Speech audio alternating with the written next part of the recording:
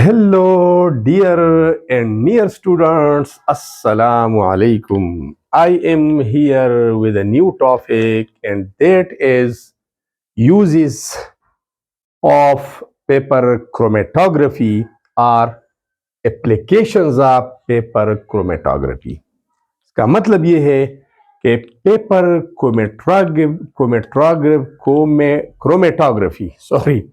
Paper chromatography को हम कहाँ पर अप्लाई कर सकते हैं, ये हमारी किन किन फील्ड्स में मदद कर सकती है, इसके इस्तेमालात क्या है। तो सबसे बड़े और मेन जो 3 इस्तेमालात हैं वो यहाँ पर मौजूद है, आज वो पढ़ेंगे।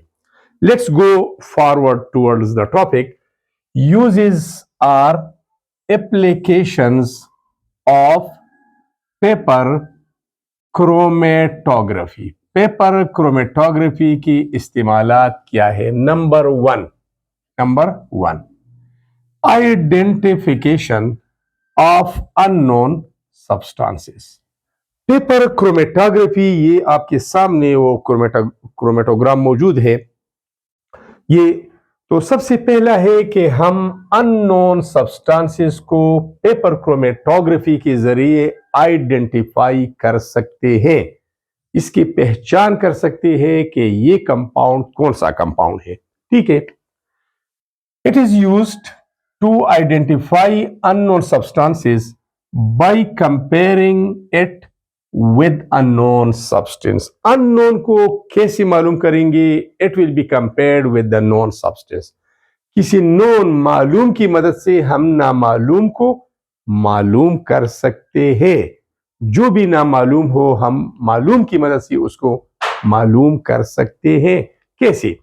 ऐसे compare its RF, retention factor, retardation factor, rate of flow, जो भी बोलते हैं।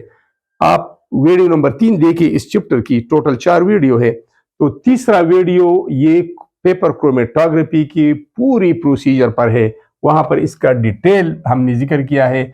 आर का मतलब है रेट, एफ का मतलब है फ्लो, आर का मतलब है रिटेंशन, एफ मतलब फैक्टर, आर का मतलब है रिटार्डेशन, एफ का मतलब है फैक्टर। तीनों मतलब लिख सकते हैं।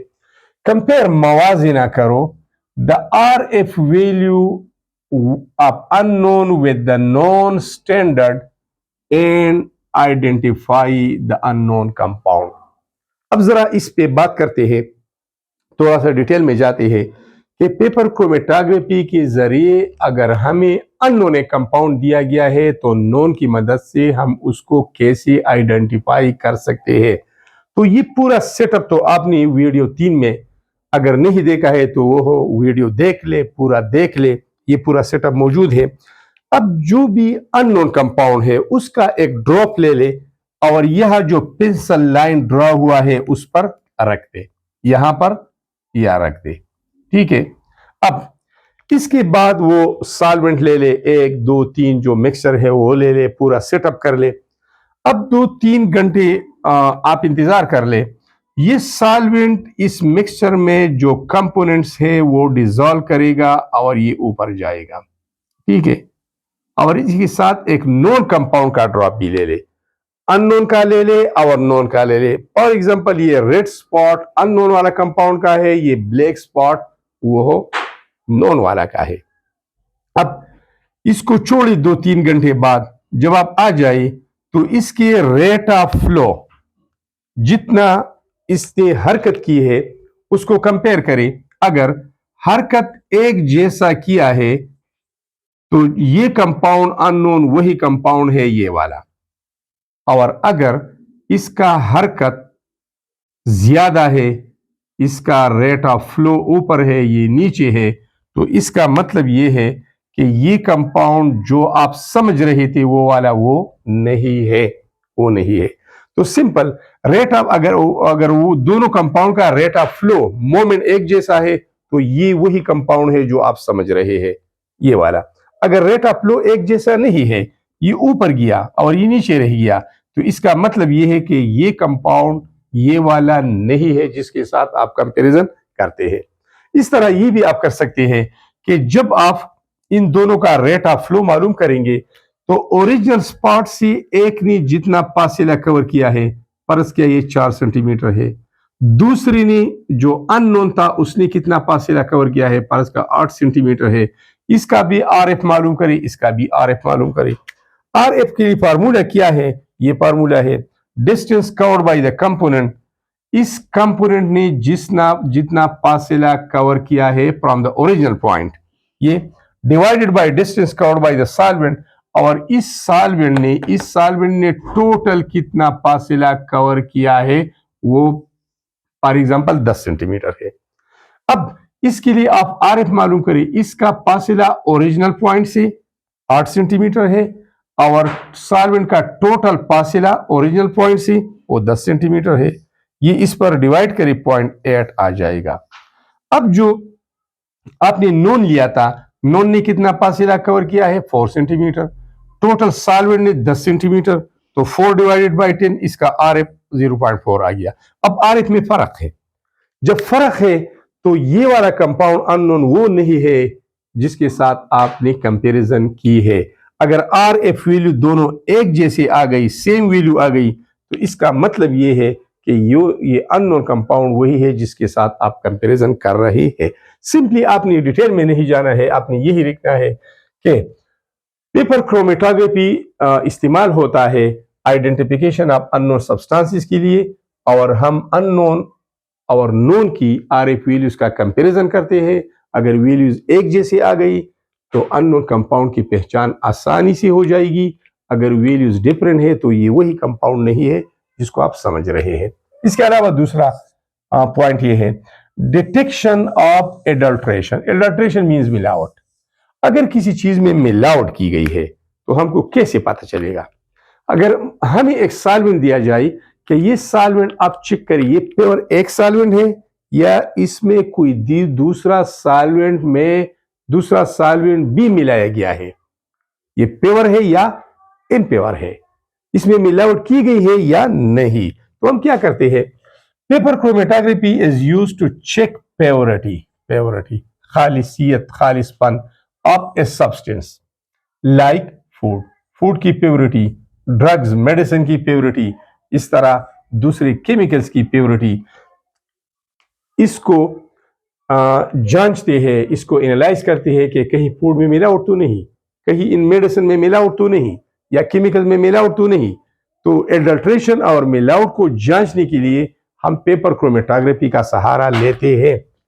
अब ये कैसा हम मालूम करते हैं कि किसी सब्सटेंस में एडल्ट्रेशन हुआ है, मिलावट हुआ है या नहीं? Pure substance can produce only one spot। अब यहां पर देखिए, आप ऐसा करें कि जो सैंपल आपको दिया गया है तो चेक इट्स प्योरिटी, वो हो आप यहां उसका एक ड्रॉप ले लिया, ठीक है। अब इस सॉल्वेंट में आप इस तरह रख दें जो तरीका बताया गया है पहली वीडियो में। ये अब ये कैपिलरी एक्शन के जरिए सॉल्वेंट ऊपर जाएगा, ये स्पॉट डिजॉल्व करेगा, ये भी मूव करेगा। स्टेशनरी पेस के साथ इसका अट्रैक्शन होगा, मोबाइल पेस के साथ ये आगे बढ़ेगा। अब अगर 2 घंटे बाद आप आ गए, आपने फिल्टर पेपर हटाया और स्पॉट को डिटेक्ट किया, अगर एक स्पॉट था तो इसका मतलब यह है कि जो सैंपल दिया गया था वो प्योर है, because pure substance can produce only one spot.